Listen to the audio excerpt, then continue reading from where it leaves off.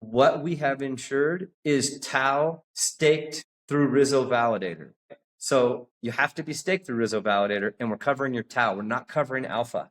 That's not a thing right now. It's just your root. And then the other important thing to point out that I'm sure a lot of people will screw up on is when you stake that to TAO, to either subnet 20 or subnet 45, you have to do it through the Rizzo validator. So what's going to happen is a whole bunch of people are going to go, okay, whatever, let me go, stake whatever to subnet 20. They're going to stake 2, they're going to come back, and then it's going to say, sorry, your wallet just is not eligible. And they're going to, wait, I just did it. I did what you told me. But the answer is you didn't stake it through the Rizzo validator. So everything has to go through Rizzo validator to qualify and to have coverage. We got our primary policy with Nexus Mutual, who's like the biggest when it comes to crypto insurance and, more importantly, legitimacy. It's not some, mom and pa that doesn't pay out. And they have a lot of different crypto policies. If you go kind of poke around their site, I mean, there's a lot around DeFi. They cover a lot of protocols. In my industry, for my IT service company, it's called an MSP. It's a managed service provider.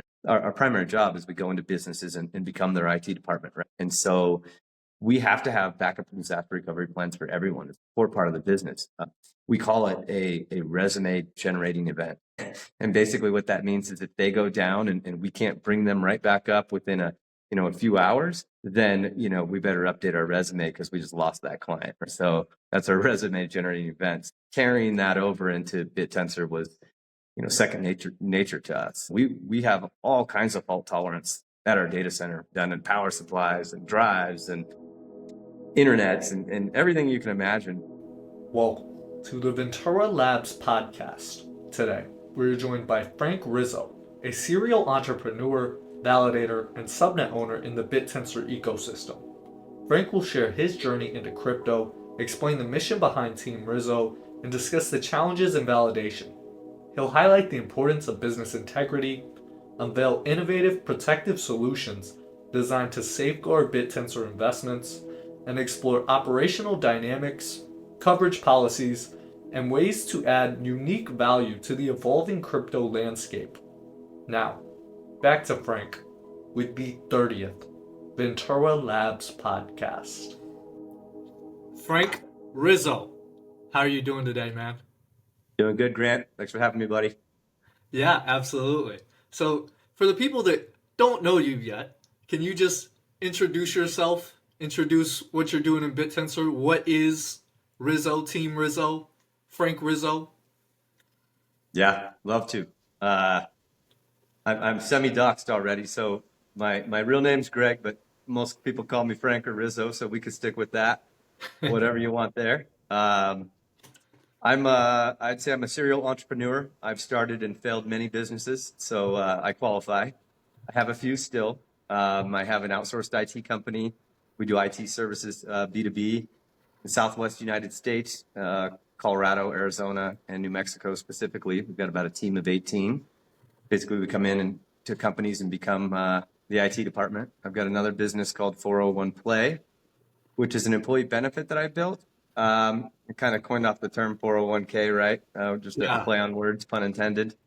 And really with that one, I just partnered with some financial institutions, some travel companies, kind of became the hub there. And we made a platform where employees can set aside money out of each paycheck into a vacation savings account.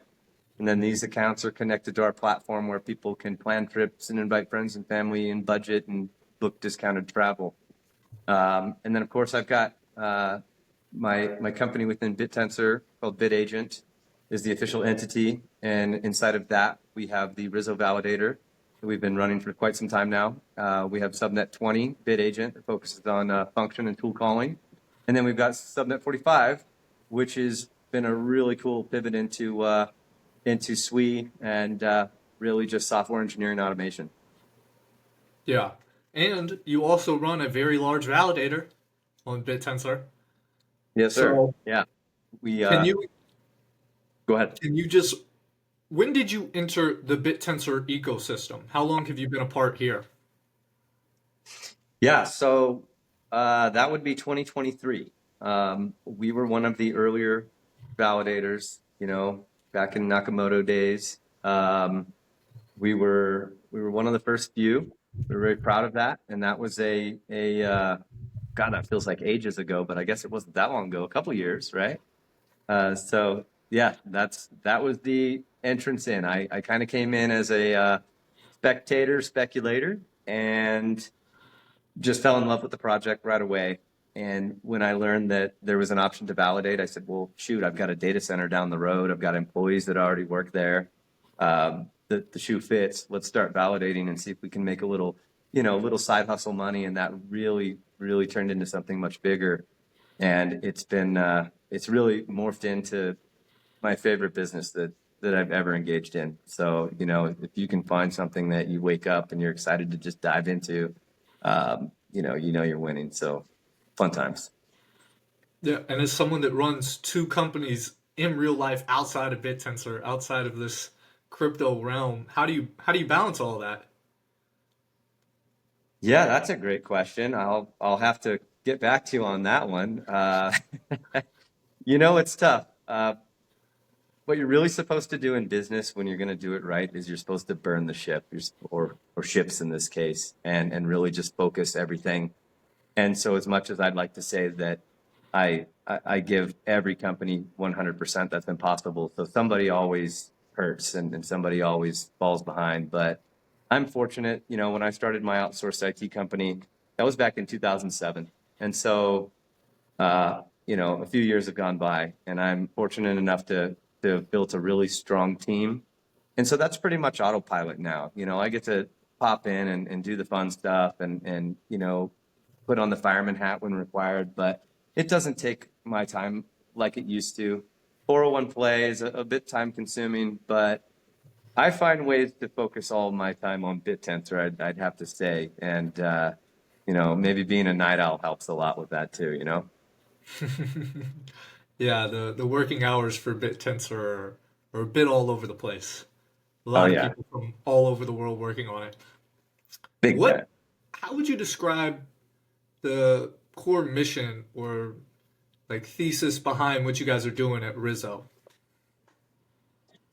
You know, um, Everybody jumps into business to make money, I would say. And while that's important to us, and kind of what makes the world go round these days, there's different ways to do that. And it's important for me to have integrity and to show integrity, not only to my team, but to the broader ecosystem and anybody that I do business with. And so it's easy to kind of take that easy path, that short-term easy path, and maybe it's a lot more beneficial on the monetary side. But I think there's definitely something to say for doing it right the first time and doing it the right way, the professional way. And so that's kind of been our mantra with Team Rizzo is let's go out and let's help everybody. Let's, be someone everybody can trust. Let's hold our head high even when we're getting kicked, in the wrong place. Uh, and so that's kind of what our focus is. Our mission is to do good business in the ecosystem. I think that crypto overall, has this bad image. And if we can change that, then we're going to. And I think there's a lot of people in this ecosystem and other projects that are really fighting the good fight to do that. And we fully intend on doing our part with BitTensor. And in pursuit of that mission, you guys focus on, I think your website described it as honest validating. So have you guys ever wait copied, or how do you handle your validator's role? How do you handle those things? Oh yeah. Okay. Let's do a little history here. So when I first started validating, when I was pushing the buttons, it was going great. There wasn't even more than one subnet. It was zero, and that made it really easy, by the way. And that was fine. And then the more subnets started coming on, and that was the birth of weight copying shortly after that. And for those of you that are listening that don't really understand weight copying, I'll try to give a brief example of how that works. Hopefully, I'm not beating any dead horses here, but I'll oversimplify a little bit. When we validate on a subnet, we have to have the right hardware, whether we rent it or we run on bare metal like we do with Team Rizzo. And so we have to acquire the hardware, and then we have to install the software for the subnet and spin it up and make sure it works and plays nice with everything else. And then we have to make sure that we can perform, right? We have to have what they call a good V-trust. I'm not going to get into the weeds too much, but we have to be performant on that subnet in order to get a good APY. Well, somebody figured out early on that they could just bypass all of that and really just run a couple lines of code and trick the network into thinking that they're a validator. And what they would do is they would wait for us to present our answers from validating on that network up to the network. And in real time, they would grab those answers and they would steal those, copy those, if you will, and then they would submit those simultaneously. So they would get the credit just the same as we would for doing all the work, but now we're sharing revenue and whatnot. And to make matters worse, they didn't just copy one legitimate validator's output.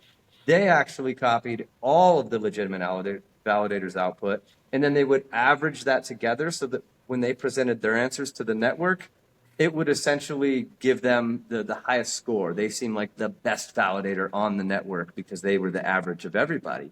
And so it was really a double whammy for any legitimate validator. And it took its toll on the network. There was a lot of, there was a few that wound down operations. There was a lot of complaints. There's a lot of turmoil. And it was a tough time because it wasn't being fixed from the top. And so a lot of people that either don't understand how it works in the weeds, they just look at a dashboard and say, look, this validator over here is getting the highest APY. I'll go stake over there. Or maybe they knew and they just said, look, this is crypto. It's not my problem. I'm here to make money. And so I'm going to go stake over here to this guy, whether he's a weight copy or not.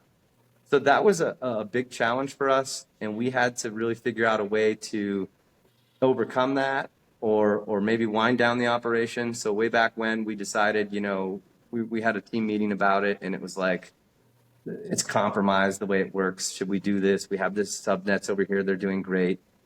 And really where we landed there was it was more important to us to do good, honest validation on the network. We didn't want all the good guys, per se, to disappear. So we decided to double down. And what we did is we said, okay, let's remove our fee. We can't compete with them. If we take our fee away, it'll move our API up a little bit. People will hear the story about how we're spending, $30,000, $40,000 a month to do all this validation legit. And we'll just give it to them anyway. And then they'll probably come over to us. And it worked to some degree, but a lot of people just stayed with the weight copiers, right? It's right back to who's got the best APY. And so when we knew TAO was around the corner, it was like, okay, all hands on deck again. We don't have clarity. We don't have certainty on revenue anymore with our subnets. We don't know how the community's going to react. We don't know, we know the spigot's going to be turned off for a couple months for everybody, no matter what. So we had some tough decisions to make. Do we keep eating the 30, 40 grand? Do we turn, the fee back on? Are people going to mass exodus because now we're less performant? And so we came together and we really just distilled it down to 3 decisions. All right, we're back to shutting this thing down again. We're either having to come up with some way on our own to stop these weight copiers, or we're going to have to come up with some crazy out of the box idea in order to really get people to want to move over to Team Rizzo's validator and stake with us. And so being that validation is kind of our roots on the network, it's part of our brand, it's part of our core. We're not going to stop that. In fact, we're still going to, it's our mission to, try to hit every single subnet as long as we can. So, who knows? Maybe in the future there will be thousands of subnets and we'll be on every single one. Maybe not. I don't know. But we figured we couldn't stop the weight copying. That was out of our hands. And so we had to come up with the big audacious idea. And I think that's why we're talking today, right? Yeah, we'll get into that big out of the box idea you guys have. And before that, how do you view TAO in terms of combating weight copying? Does it play any effect, and now it kind of puts the the pressure onto the subnets specifically, because if one subnet solves the problem, then they have an advantage over another one? Do you view it in that light? I don't think weight copying is solved for. I think there's some good steps out there that's getting close, but I think we're a ways away. I think that that's still a challenge that needs to be overcome. I have high hopes. Let's say that. I've seen some interesting things that I can't talk about right now, but I think it's gonna stop. And in the meantime, I think weight copiers are here to stay. That's it's good for some people's APY, I guess. If weight Yeah, that's the copying. truth. Yeah. So with your validator, do you guys run all on physical hardware you have, or do you do like a hybrid approach and rent servers and things like that? Or is it you just have a data center, we use all of our own equipment? Yeah, we're primarily on our own data center, all US based. Um, I would say we've got about maybe 95% on-prem at our data center.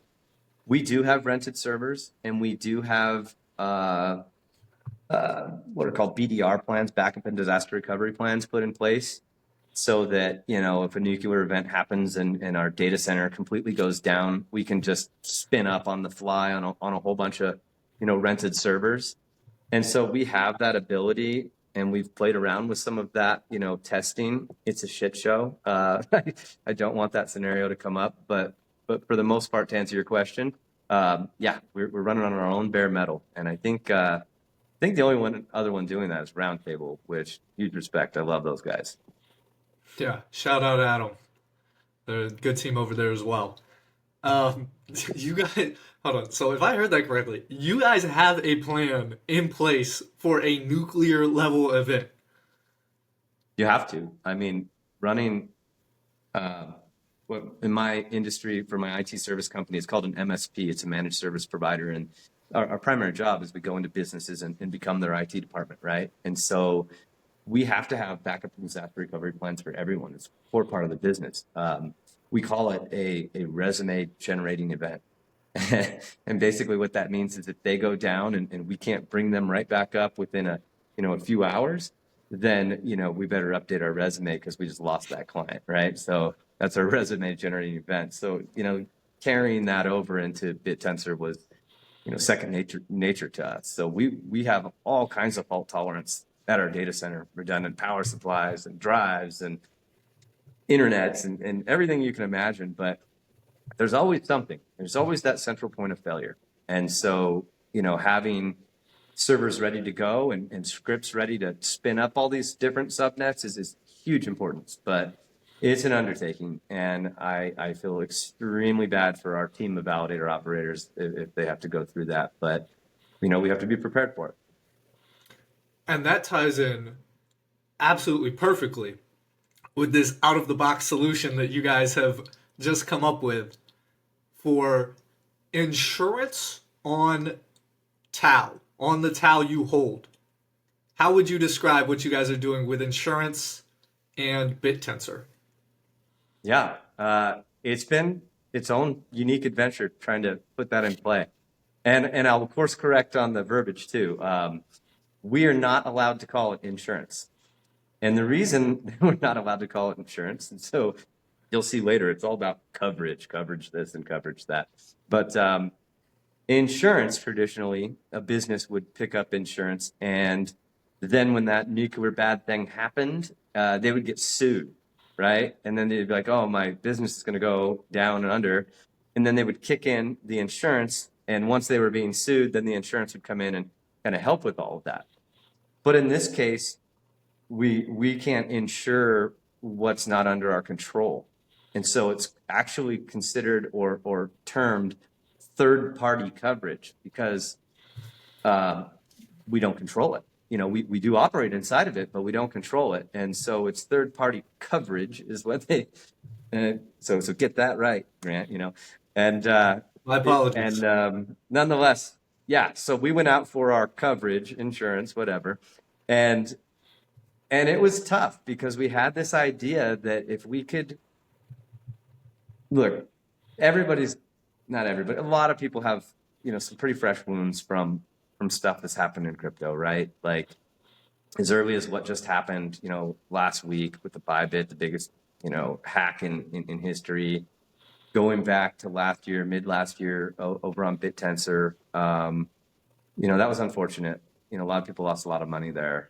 FTX last cycle, Luna, like let's not even revisit that stuff. But people have worked really, really hard to make sure going through the thick and the thin and the ups and downs of what we call a crypto cycle to make sure that their bags are packed and ready to go for when everything pops. And everybody, assumes, it's not the best day in crypto today, being a Tuesday, and we dropped below 90K on BTC. But, everybody assumes that they're going to be okay. And when we have that big spike, they're going to exit successfully and do all those great things for their family and whatever their own big audacious plans are. And you just don't know, you think you got it made, and then that thing happens, and then you're just screwed. And we thought, you know what, if we can protect that, if we can secure what everybody works so hard for, that's game changing. And if we're not making the APY that the weight copiers are, maybe anybody with any decent stack in their own mind wouldn't really care. They're still getting a great APY. I think we're still in the top 1 or 2 performers right now, even with the weight copiers. So anyway, we went out to make that happen. And boy, did I get laughed off stage so many times at first, man, going to these insurance companies. And I'm like, all right, hear me out, and it was like, okay, let me go to the next one and the next one. And finally, I started getting some traction. At first it was like, you want us to insure what?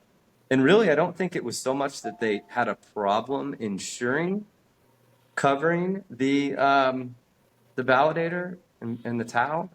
I think it was that they didn't think I'd be willing to cut the monthly payment.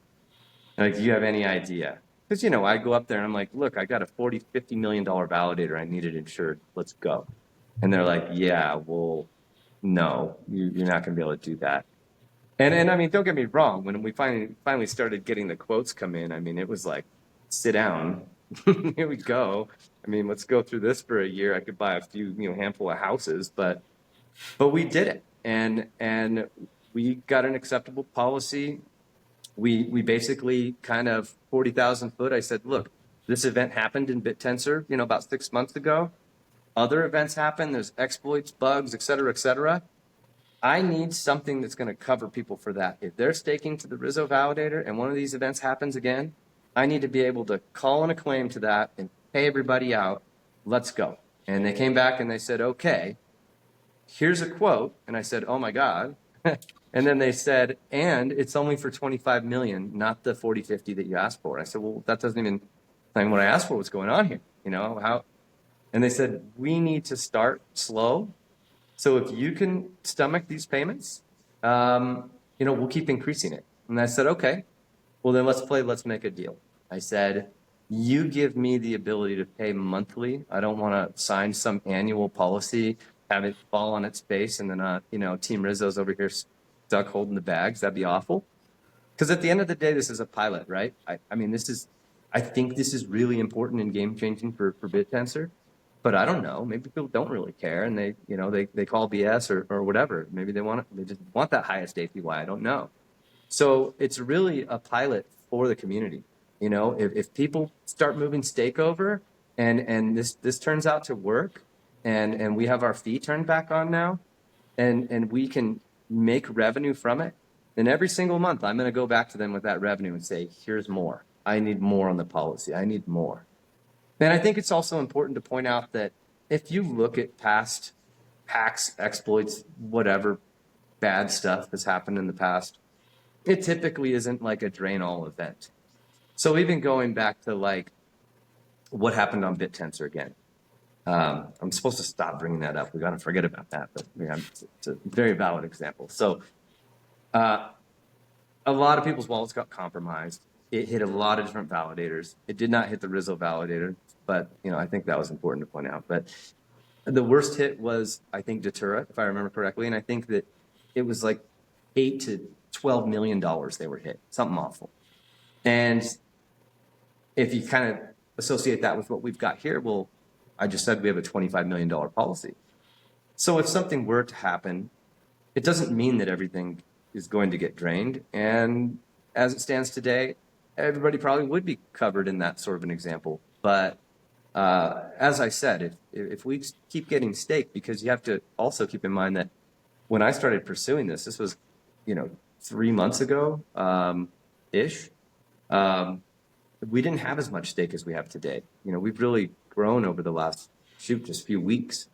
And so now, I mean, as soon as the policy came into play, my contact, the co-founder of the company, I emailed him the day after the policy went into play, which was last Friday. And I emailed him on the weekend and I said, hey, sorry to bug you on the weekend, but we need more. Like, we already have a lot more staked with us. We need more. Let's go. And so, like I said, we're going to keep doing that. We're going to keep adding on. And that's the goal, is keep just stacking that policy, keep providing that level of protection. Because, yeah, we want to be the honest validator. Yeah, we want to be the trusted, professional, legitimate business. But now we also want to be the protective. And I think that's really cool. It certainly is a unique way to bring value to the network. What exactly, how does the mechanism for the insurance work? When does it kick in? What makes the policy active? Okay, so the policy is active now, but that gives us as Team Rizzo the ability to now let our delegates connect their wallet to our policy. So we've created a process for that, and I'll outline that in detail because there's a lot that goes with that. There's been a lot of thought put into that, and I think it's important to spell out all the moving parts because it's a lot up front. So essentially, when there's an event that triggers a claim, the insurance company is going to say, great, we agree, hopefully, and here's that big check. And they're not going to go out and say, you wallet, you and deal with any of that administration. They're going to say, Team Rizzo, here's a big check. You do whatever you're supposed to do with that. And so what has to happen is that people that want to attach their wallets individually, so if you've got a whole bunch of wallets, you have to attach every single one. If you want to attach your wallets to our policy, you go to our website, rizzo.network, right? and you attach, to it. And you can see all kinds of FAQs there. You can see the actual policy itself.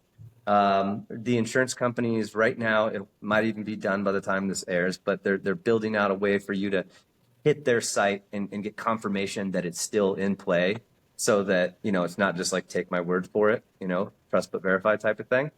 But essentially, you will go to our site and you will attach your wallet. And when you go through that flow, that workflow to attach your wallet, you'll connect your wallet on our site, and we're going to scan your wallet and we're going to see what you have. And what we're going to require you to do is we're going to require you to stake 2 TAO worth to either subnet 20 or subnet 45. And then you're going to have to keep it there. So we didn't want to charge a fee. We didn't want to say, hey, anybody that stakes, we want everybody to put a little stake in the game too, pun intended. And so they have to go to either subnet 20 or subnet 45 and stake 2 TAO worth to get however much alpha at the moment of registering your wallet. And then basically go to our website, attach their wallet, and it will see. So if they just go right now and attach their wallet and they didn't have anything staked to 20 or 45, it would say, you need 2 TAO staked to one of those. Come back and connect your wallet when it's done. You come back, you connect your wallet, and then it says, okay, you have this. Let's say it equates to 100 alpha on subnet 45. Then it's going to say you always have to keep 100 alpha on subnet 45 in order to keep your wallet attached to the policy. So we're not charging that a fee per se, but the premium, if you will, is that you have to stake there in perpetuity as long as you want your wallet attached. And so then the next step, once you pick, which subnet you want to stake 2 TAO with, is you go through and you say, okay, I'm going to now put an ERC20 address in. We need to capture an alternate address, in this case, an ERC20 address, because if there was some big compromise and your wallet's still compromised, we don't want to pay that wallet back. So our payback will be through the ERC20 wallet in the form of a stable. You can put your email in for updates and whatnot, but that's completely optional. Highly encourage it because we're going to be adding to these policies and we want to make announcements and whatnot, but we're not going to spam you or any of that BS. And essentially, you can stay anonymous too. Just connect your wallet, put the 2 TAO stake, and you're covered. And then we're going to make you hit, like, I understand this. I cannot remove the 100 TAO if I want this wallet attached. I understand, blah, blah, blah. There's like 4 or 5 checkboxes. And then you're good to go. You can come back later and change your ERC20 or add your email or take it away, whatever, if you want as well. But that's the process. We tried to make it really easy. And I just want to point out that today, what we have insured is TAO staked through Rizzo Validator, right? So you have to be staked through Rizzo Validator, and we're covering your TAO. We're not covering alpha. That's not a thing right now. It's just your root. Then the other important thing to point out that I'm sure a lot of people will screw up on is when you stake that 2 TAO to either subnet 20 or subnet 45, you have to do it through the Rizzo validator. So what's going to happen is a whole bunch of people are going to go, okay, whatever, let me go, stake whatever to subnet 20. They're going to stake 2, they're going to come back, and then it's going to say, sorry, your wallet just is not eligible. And they're going to wait, I just did it. I did what you told me. But the answer is you didn't stake it through the Rizzo validator. So everything has to go through Rizzo validator to qualify and to have coverage. Okay. That make sense? Yeah, let me try to recap that. You correct me where I got it Yeah, wrong. that was a lot. You go. Yeah, no, there's a lot of moving parts here. So I want coverage.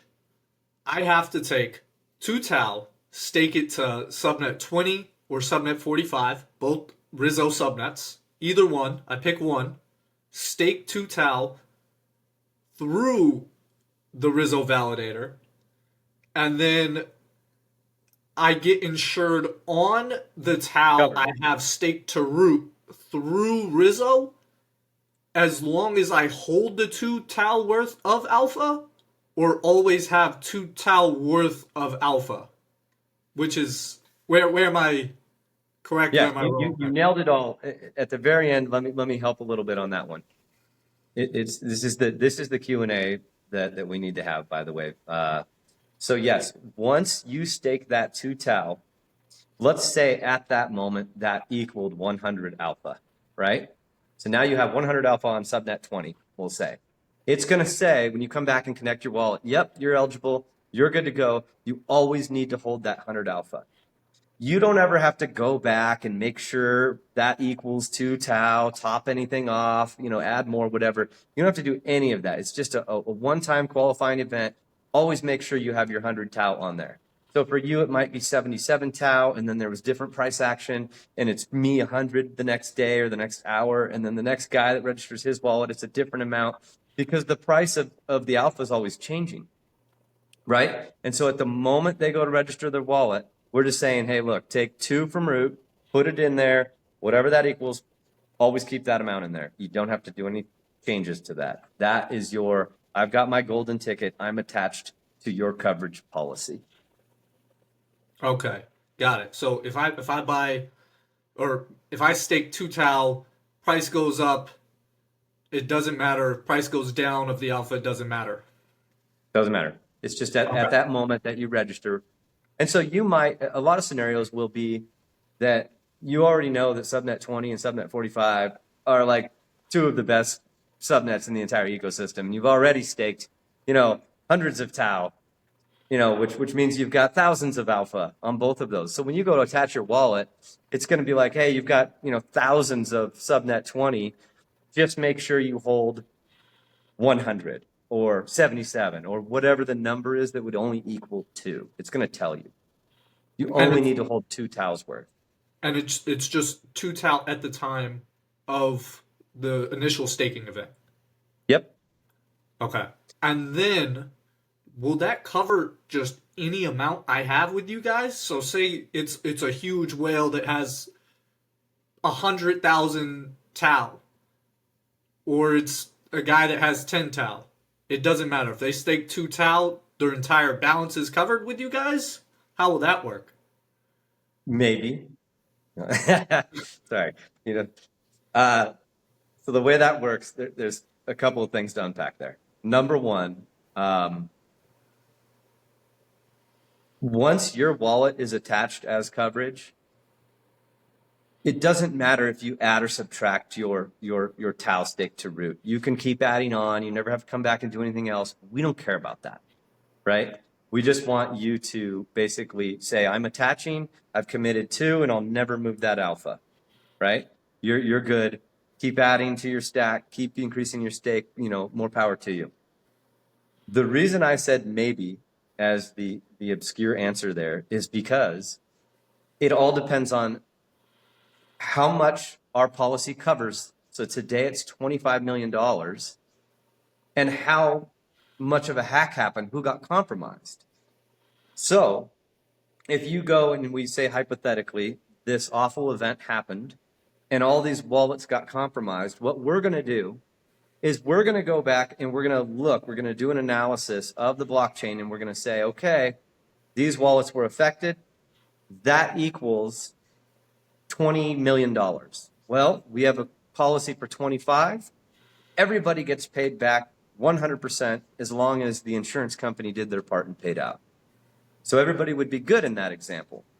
Now let's say that we've got $500 million staked en route to the Rizzo validator, and our policy is for 250 million, and the whole thing gets drained, right? So we've had a $500 million loss, but we only had a $250 million policy. Well, then what we're going to do is we're going to pay the deductible to the insurance company and the fees that are charged, whatever. But that aside, what we're going to do, just for easy math's sake, is we're going to pay every wallet back proportional to that. So every wallet is going to get 50% of what they had. Does that make sense? Yeah, so if you're the big whale with 100,000 TAO all staked through Rizzo en route, you'll get back 50,000. And if you're the guy that has 10 TAO, you'll get back 5. Correct. Exactly right. So the name of the game is we have to keep increasing that policy every month. And I don't know how realistic that is. This is a new, this is new territory for me. I'm doing my best, but I've learned a lot in the last couple of months in the world of insurance. I'll tell you that.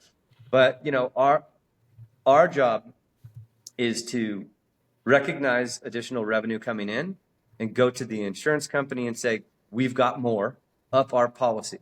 The good news is that the big leap is the first company, right? So typically how this works when you start dealing with just millions and millions of dollars on insurance is you've got the guy that's really going to hang it out there, and he's going to cover that base policy.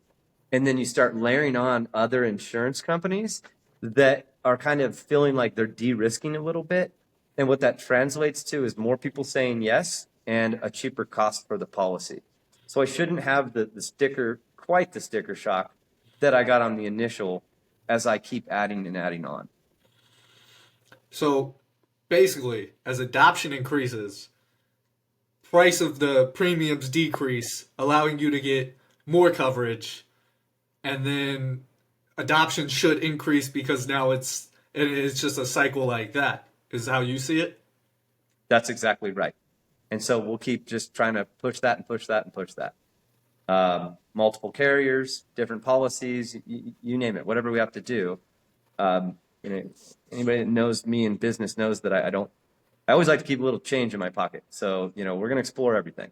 And so I think another important piece to point out, kind of going back to the process of registering your wallet, is that we have a 2-week warm-up period. And so what that means is if you attach your wallet doesn't go active for 2 weeks, and then you're good. And so let's say, as an awful example, you attached, your wallet and you had, $50,000 worth of TAO staked to root with us. And 1 week later, this big awful event happened and your wallet was compromised and blah, blah, blah, blah. We're going to go do that discovery, and we're going to see that you haven't been on our policy for a full 2 weeks. So we're not going to honor it. You're going to hate us in that awful scenario. And really, that's just a common practice in the world of insurance. There's a different word for it than warm up, but I kind of like warm up better. Elimination period, something like that. But nonetheless, you got a 2 week from the moment you attach to us, and then you're good as long as we keep these policies going. And if we ever decide to discontinue the policy or anything, add, subtracts, etc., we're going to be fully transparent. That's kind of our mantra anyway, right? Absolutely. And then I guess in the event of a payout, how would like execution price be determined? Like say a hack or exploit happens and prices $500 per TAO. And then after that it goes down to like 250 or something. What level would you do the payout at? Basically, the way that's going to work is we're going to look, going back to that warm up period I talked about. When we do our diligence on which wallets were affected and who qualifies for the payouts and all that fun stuff, we're going to go back 2 weeks from when the event, before the event happened. And that's the date that we're going to calculate everything on. Okay. So just 2 weeks before whatever date, you just take whatever price that is. Yep. Okay. And payouts It's all are based. proportionate anyway. Yeah. How long did this take to set up from idea to being active as of last Friday? We started talking about this crazy idea November, I think. Right around November, yeah. Yeah, because it was already kind of something that we were discussing at our big end of year Christmas party that we had, and we had a lot of jokes around it. We didn't really think that we could pull it off, and I'm not surprised we pulled it off. I mean, it's pretty out there, but I think that the industry is kind of moving toward the legitimacy and trust, and people are taking more risk, and a little persistence goes a long way. Yeah. And so November to now February, that's a good amount of months there. And this was just you reaching out to different insurance providers, or is like crypto insurance already a big thing and I just don't know about it, or is this kind of like the first of its kind type of situation? It's actually a pretty quick growing industry. There's some primary players there that are really establishing a great name and presence in this space, and maybe that's another pat on my back moment where I can say that we got our primary policy with Nexus Mutual, who's like the biggest when it comes to crypto insurance and, more importantly, legitimacy. It's not some mom and pa that doesn't pay out, and they have a lot of different crypto policies. If you go kind of poke around their site, I mean, there's a lot around DeFi. They cover a lot of protocols. I too did not know this existed. I thought I was like the guy that came up with the idea or something like that. And no, that's not even close to the case. This is a thing. You can start Googling crypto insurance, and it's growing quite quickly. Now, insuring a validator, let alone on a brand new blockchain, now that's a little tough of a nut to crack. But I'm super excited. I think that it brings a lot of additional legitimacy and professionalism to Bittensor. People just knowing that they can sleep a little better at night. I love that. I think I could see others following suit. And what would you say were the biggest challenges in setting this up? Swallowing the monthly. uh,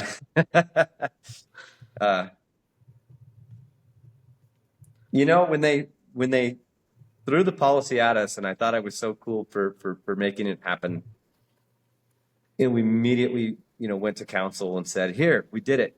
I need you to redline this, look it over." And our lawyer came back and was like, "Look, I don't mean to be the bearer of bad news, but this is just not, the juice isn't worth the squeeze, man. Like there's no possible way that any of these events that they're describing would happen in Bittensor, and you're going to spend a bunch of money for nothing. No one's going to pay out anything. And I was like, Lord, I was like, no, I thought we did it, And so I just said, look, change it all, redline the whole thing. Let's set up a meeting, and we will sit around that conference table and we will grind until it says everything we need it to say. And they were amenable to almost everything. We couldn't believe it. It was a last ditch effort. And so we got all the language changed. Really nitpicked, because you imagine, when a payout claim would be, submitted, they're going to look for anything and everything. They're going to want to say, oh, look, we got you here. We're not paying out. And so we feel like we did a good job with that. That will also evolve over time as we increase our policies, because we didn't get everything we wanted. It would have been nice, but at the same time, you also don't want people calling you saying like, hey, my keys were compromised and I was staking with you, and so I need you to submit a claim on my behalf. It doesn't work like that. It has to be like an event that happens that affects multiple people. So if you're irresponsible with your keys or your software, that's on you. But if it's, something that's an event that happens, similar to some sort of a hack or an exploit or something, within the Bittensor ecosystem, and you're staked to Rizzo, you should be covered. So it doesn't cover in the event I just lost my private keys and can't access my wallet anymore. No. I wonder if everybody's just going to turn off the podcast right now. They're like, No, What it does are not cover the that. coverable events that it kind of entails with this policy? Is there an easy way or semi quick way to, I guess, explain those? Yeah. So basically, where an exploit, a hack, as I said before, and don't get me wrong, I'm sure that everybody's going to want to really kind of comb through this. Anybody that's got any amount of size of TAO, and so we're transparent with that. We put the whole, our policy on our Rizzo.network site that goes over to the, actual off our site and where the policy lives, and you can see the verbatim yourself, or all the language verbatim. And so really the general spirit of this is, we just moved into detail. We don't know what we don't know. There's a lot of different things happening, and I just need to make sure that everybody's covered in the event that some major thing happens. And the best way I can explain that major thing would just be for you to reference what's already happened, where, what happened mid last year on Bittensor. So that's really what we're covering, is things like that. Not the individual guy or girl that was irresponsible with their wallet. Perfect. So I guess the outline is up on your site as of when this podcast releases. Yeah, and there's a lot of Q&A there too, because it's the registration process isn't, I think it's simple and smooth, but maybe it was really confusing hearing it for the first time. That's on there. There's a lot of Q&A. What if this? How does this work? Can I keep adding TAO? Do I have to? So we tried to be, pretty extensive with our FAQs, and so we'll keep adding as questions come in. But and people can hit us on our channels. We're on Discord, we're on X, we're on all the social channels, we're on Telegram. Yeah. And then also to touch on your point of uncertainty, you chose the month by month payment because you don't know how many people actually are interested in this. You're kind of waiting to see what the adoption will look like, right? That's exactly right. I said at the top, it's kind of a pilot, right? Like I just don't know what I don't know. We're going to go out there and we're going to take a whole bunch of our revenue and throw it into this and say, look what we did, guys. Now we just got to see if anybody cares. And if that's important to everybody or a lot of people, and we get staked for it, then that's awesome. Mission accomplished. We're going to be, we're going to perform better. validating. We're going to be a stronger validator. We're going to be a bigger player in the ecosystem, and everybody's going to be able to sleep better at night. That's a win-win for me. And based off what you told me, it sounds like it scales better the more adoption it gets. So it's like the Oh yeah, more people that use the insurance, the better the insurance will be. exactly. Yeah, we've got big plans. It's it's really neat. Once I learned that we could provide coverage, there's a lot to do there, and I think that the big nut is cracked there. Um, and so now it's easy. I always I always tell people it's like opening a jar of olives, right? Like the first one to get out of there is really difficult, but then it's really easy. So It's that that's my that zero to analogy there. one, the 0 to 1. Another important thing to note is it only covers tau and not alpha, correct?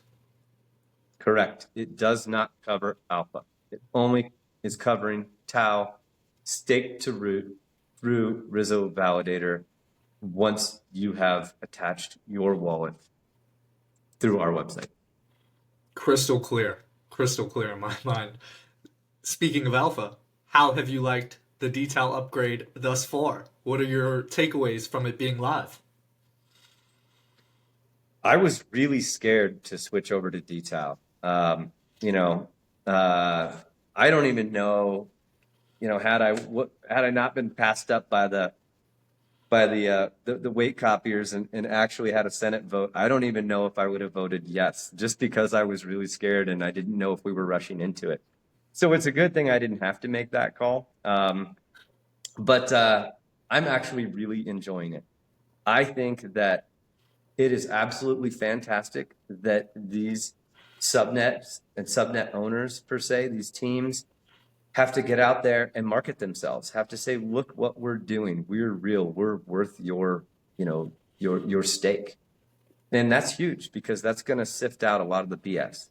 Now, that being said, we got some time to go. Like we've got some growth. We need to still move liquidity and we need to normalize. The dust is far from settled. And so it will be interesting to see a lot of the, how would you say it, shenanigans that happen in between all of that. But that's okay. We're excited. We haven't, I thought we were being responsible, or I would say we were being responsible as a team when we knew DTAL was coming and we started kind of building that nest egg. We had rapid growth last year. I mean, we're at 14 guys now. I cannot believe that on Team Rizzo. And so all of a sudden that monthly bill is just like crazy, but we were making good revenue. People were seeing, the light, what we were doing with our subnets. And so we're like, okay, when this detail comes, we gotta be ready for this. We need money for marketing. We need money for just runway because, the spigot's gonna turn off and we need to be able to cover the guys. We don't want to start laying people off. We certainly don't want to be selling our alpha tokens. And then we also wanted to have a fund to really buy our tokens and other tokens. And admittedly, we haven't started that yet. I might start that today. We might not start it for a couple of days. It's with everything that's going on and all the price action in crypto as a whole. I haven't really assessed what to do there yet. But we're going to start DCA purchasing. And I will say, because there's going to be a little bit of craziness that happens, just people attaching their wallets and doing the 2 TAO thing, we're not going to be selling any of our subnet tokens. We will DCA. We will be adding to that. We are going to build ourselves a nice stack of our own, as well as some of the other ones we truly believe in. But we won't have any short-term sell events, at least not from Team Rizzo. And there's some tools out there now to where you can actually track who is selling these or unstaking these alpha tokens. They work pretty well. Shout out. Yeah, I was actually, I don't mean to interrupt there, but you make a good point. I was on X just the other day, and somebody had posted that you can go to this dashboard and you can see where people are selling. And I immediately went there and I looked and I was like, oh my gosh, we're like the number one, subnet. We were like number 4 as far as selling all your tokens. And I'm like, this looks so bad. And what I had to point out in the comments there was that we take our tokens, our alpha tokens that we make as subnet owners, and we throw them to our validators hotkey so that we perform better on the network. So, and all of that's, trackable, verifiable, but just on that initial, like, look at this dashboard, 45 and 20, just sell everything. I'm like, no, we're not doing that. So, yeah, important point of clarification there. Yeah, they actually fixed that bug. I think I saw a post about that recently, to where they, Right, they right. don't count that as selling or unstaking. Let me get my verbiage correct. That's Um, right. so what were your biggest concerns coming into detail? Was it just unsure if it would actually work, or was it something else? And then how have those concerns either been alleviated, or do they still persist? I would say human nature is people don't like change. And so it was going fine. Let's not break it, right? So we thought we did a good job of kind of marketing to the other validators what we were doing. We were getting decent decent weight on our subnets, albeit we of course biased. We thought we deserved so much more, right? But there's something to say for taking that the oligarchy, as they say, of a dozen or so validators that control everybody's fate away and putting that into the market. So I knew that was the right call. I definitely am very excited to see where things go. But I didn't want any change to happen. Things were going just fine. We were scaling, we were adding to the team. I felt like we were putting all the dollars in the right places. You can't say that for everybody, but yeah, it was just kind of scary change. So now that the dust has settled a little bit from that immediate change, I'm like, this is great. This is so fun. I'll go and I'll grab my my personal stack in my office there and start buying a little this and a little that and playing around. That's a lot of fun, and I can see how that's going to be a really attractive thing going through the next 9 or so months of the bull. If that's how long it is, nobody really knows. There is going to be a bull, right? that's But that's what I've been told. That's what yeah, that's everyone's what I'm posting told. That's about. what I'm told. So yeah, I think that it's makes Bittensor one of the most unique projects in the ecosystem. The AI narrative everybody gets, decentralized AI is going nowhere. How lucky are we all to be here, right? Yeah. And I know today we've focused pretty much on your validator and this, uh, not update, but development of coverage, to be correct about how I word it, Good man. is is pretty monumental, I would say. It's a new idea. It's a very unique way to bring value to the network that you were probably the only person thinking of, but it does make sense when you think about it. So I want to ask you one last question before we wrap up here, and I'm sure we'll do this another time to deep dive in on your two subnets, 20 and Please. 45. Yeah. Uh, just what advice do you have for builders looking to contribute unique value to the network? A way to think outside the box, like you've done with the insurance here. What advice would you have for people to do something like that? Yeah. So I think that the builders, as you call them, are some of the smartest people I've ever seen. And they have the most unique ideas and make really just the coolest shit I've ever seen. And so I don't really have advice on that side. I think that if I had to give any advice, and I've said it many a times, it's put the right people in play to cover the stuff that isn't getting done while you're doing that unique building, right? Like get that operations guy to deal with the minutia so that you can keep, your head down in the stuff that you're passionate about. Get that marketing team or that marketing guy or whatever that might be to really get out and make sure that people are seeing and hearing what you're doing.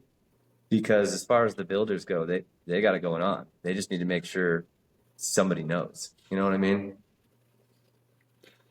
Frank, Greg, Team Rizzo, it's been great talking to you today. Wish you all the luck in the world with the insurance adoption. And yeah, it's been a pleasure chatting. Thank you. Yeah, man. Thank you. I appreciate all the time. I appreciate the back and forth, the Q&A. I would love to do the deep dive that you just mentioned. If I could just brag about 45 and 20 for an hour, maybe I can even bring in some team members to really let see their passion. But yeah, that would be a great follow up. But I think I'm excited to see how everybody reacts to this. So a couple more days, and you have yourself a great day, buddy. Absolutely. Thank you.